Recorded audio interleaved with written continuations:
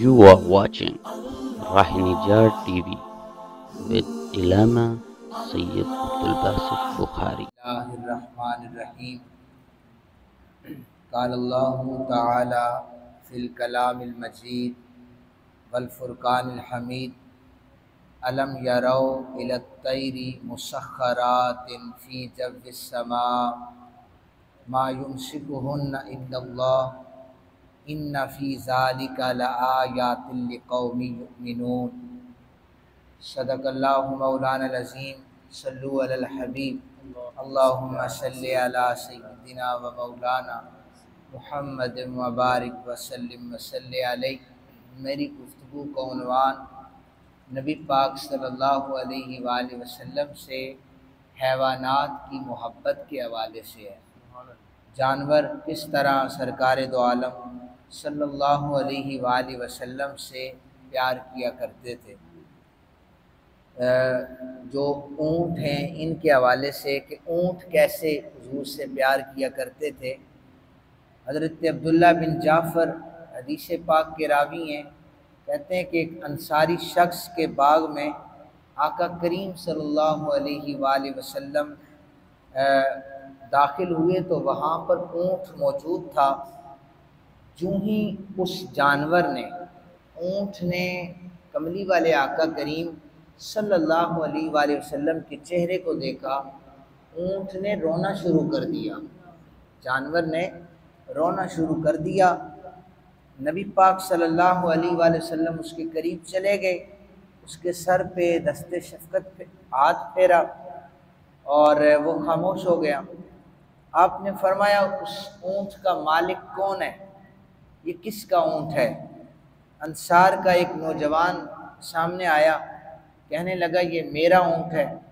آپ نے فرمایا تم اس بے زبان جانور کے معاملے میں اللہ سے نہیں ڈرتے؟ جس کا اللہ نے تمہیں مالک بنایا ہوا ہے، اس نے مجھے شکایت کی ہے، تم اسے بھوکا رکھتے ہو۔ اس حدیث پاک سے آپ لوگ یہ بھی سمجھ سکتے ہیں کہ پنجاب کی سائٹ پر یا کسی بھی سائٹ پر، کسی بھی صوبے کی سائٹ پر، اب کوئی پنجاب کے سائٹ میں کہوں کوئی پنجابی ناراض ہی نہ ہو جائے، کتوں کی لڑائی، مرغوں کی لڑائی، کبوتروں کی ریس، جانوروں کی لڑائی، یہ ساری چیزیں بیان ہو چکی ہیں۔ اس لیے کہ جو شخص جانور پر ظلم کرے گا یہ بے زبان ہے۔ اگر بھوکا رکھنے میں حضور نے منع فرمایا ہے تو جو شخص، یہ جو لڑائی ہوتی ہے کتوں کی، دیکھا کتنے برے طریقے سے جانور زخمی ہو جاتا ہے۔ تو مجھے نہیں سمجھ آتی کہ یہ لوگ کس منہ سے حضور کا کلمہ پڑھتے ہیں، ان کے اصولوں پر، بتائے ہوئے طریقوں پر عمل نہیں ہو رہا۔ یعنی حضور بھوکا رکھنے پر منع فرماتے ہیں اور یہ انہیں لڑا کر فخر محسوس کرتے ہیں کہ ہم نے یہ کارنامہ سر انجام دیا ہے۔ تو ایسے لوگوں کو اللہ تعالی ہدایت عطا فرمائے۔ نبی پاک صلی اللہ علیہ وآلہ وسلم کے صحابی حضرت عبداللہ بن عمر کہتے ہیں کہ ہم آقا کریم صلی اللہ علیہ وآلہ وسلم کے گرد بیٹھے ہوئے تھے، ایک بلند آواز والا یمنی دیہاتی بدو سرخ اونٹنی لے کر آیا، مسجد کے باہر اس نے اونٹنی کو باندھ دیا، اونٹنی کو باندھ کر بٹھایا، اس نے اپنا کام کیا۔ صحابہ تھے، شکوک و شبہات پیدا ہو گئے، تو صحابہ کہنے لگے کہ یا رسول اللہ صلی اللہ علیہ وآلہ وسلم، اس کے پاس جو اونٹنی ہے یہ چوری کی ہے، اونٹنی چوری کی ہے۔ حضور نے فرمایا کہ کیا تمہارے پاس اس کی کوئی دلیل ہے؟ اب یہ جانوروں والی حدیث ہے، لیکن ہمیں اس سے یہ بھی سبق مل رہا ہے، ہم دوسرے اپنے بھائی پر، مسلمان بھائی پر الزام تراشی کرتے ہیں۔ صحابہ کرام سے ایسا معاملہ نہیں ہو سکتا، ہمارا ایمان نہیں ہے، لیکن ایک واقعہ جو رونما ہوا حدیث نے اس سے لکھا ہے۔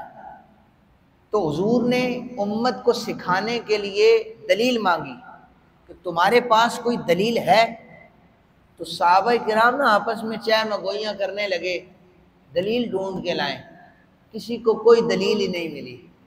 تو تو آقا کریم صلی اللہ علیہ وسلم نے اس دیہاتی کی طرف دیکھا نا، وہ سر جھکائے حضور کے سامنے بیٹھا ہوا تھا، بس اتنا بھی دیکھا کہ وہ سر جھکا رہا تھا، اونٹنی نے بولنا شروع کر دیا، اونٹنی نے بولنا شروع کر دیا۔ اونٹنی نے بول کر کہا کہ یا رسول اللہ صلی اللہ علیہ وآلہ وسلم، قسم ہے اس ذات کی جس نے آپ کو بڑی عزت و کرامت کے ساتھ پیدا فرمایا ہے، نہ تو اس شخص نے مجھے چوری کیا ہے، نہ ہی اس کے سوا میرا یہاں پر کوئی اور مالک ہے، آقا یہی میرا مالک ہے جس نے مجھے لایا ہے۔ اب باقی صحابہ کو تو نہیں پتا تھا اونٹنی کیا کہہ رہی ہے، حضور کو تو پتا تھا۔ تو آقا کریم صلی اللہ علیہ وسلم نے فرمایا اعرابی یہ بتا تو نے سر کیوں جھکایا ہے؟ مطلب جو بندہ، ہم کبھی کسی پر الزام شک ہو تو چہرے سے پتہ چل جاتا ہے، اس کی باڈی لینگویج سے پتہ چل جاتا ہے کہ اسی نے چوری کی ہے۔ اکثر مثال دیتے ہیں جی چور کی داڑھی میں تنکا، اتنے بڑے مجمع میں جب وہ شرمندہ ہوا تو سب نے سوچا یہی چور ہے۔ حضور نے فرمایا اب تو اونٹنی نے گواہی دے دی ہے، تو بتا سر کیوں جھکایا تھا؟ اس نے کہا کہ یا رسول اللہ صلی اللہ علیہ وسلم، میں نے سر جھکا کر اللہ کی بارگاہ میں یہ دعا کی تھی کہ یا اللہ نبی پاک صلی اللہ علیہ وسلم پر کروڑوں درود ہو، یہ مجھے میرے الزام مجھ پر لگا رہے، یا اللہ مجھے اس الزام سے بری کر دے، ان لوگوں کو میری حقیقت کا نہیں پتا۔ تو اللہ نے اونٹنی کو زبان عطا فرما دی۔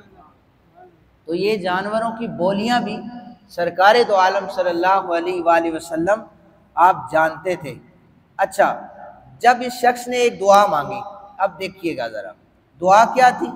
اے اللہ تو ایسا خدا نہیں ہے جسے ہم نے پیدا کیا ہو، نہ ہی تیرے ساتھ کوئی اور معبود ہے جس نے مخلوق بنانے میں تیری مدد کی ہو، نہ ہی تیرے ساتھ کوئی اور رب ہے کہ ہم تیری ربوبیت میں شک کریں۔ اس دعا کے جواب میں پتہ حضور نے کیا فرمایا؟ حضور نے فرمایا مجھے اس ذات کی قسم ہے، یہ اعرابی جب سر جھکا کر یہ دعا مانگ رہا تھا، فرشتے تنگ گلیوں میں سے دوڑ رہے تھے کہ ہم جا کر اس کی دعا کو لکھیں۔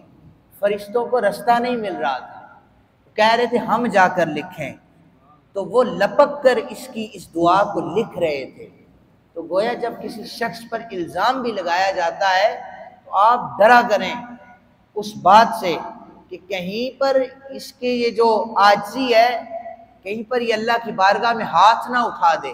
اس نے اگر ہاتھ اٹھا دیے تو جیسے ہی سیرابی کی دعا لکھنے فرشتے آ گئے تھے اور اونٹ کو اللہ نے زبان عطا کر دی تھی، کہیں پر ہمیں پکڑ نہ ہو جائے۔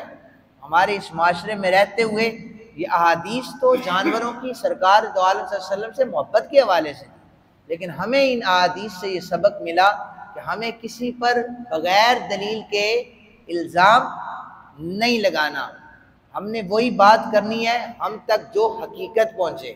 اللہ تعالیٰ کی بارگاہ میں دعا گو ہوں اللہ تعالیٰ ہم سب کو عمل کرنے کی توفیق عطا فرمائے۔